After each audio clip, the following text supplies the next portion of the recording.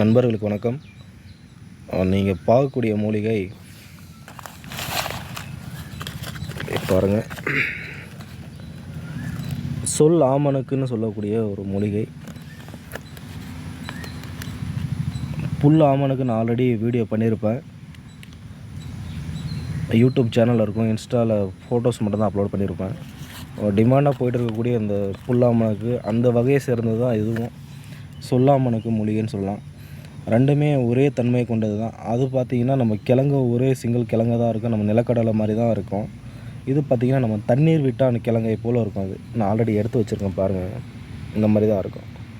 இந்த மாதிரி பரவிட்டு இருக்கும். கோலியஸ் கிழங்கு மாதிரி அதிகமாக இருக்கும். ஒரு ஆன்மீகத்தில் ஒரு நிறைய சொல்லலாம். அது வசியத்தன்மைக்கு உண்டான ஒரு மூலிகை.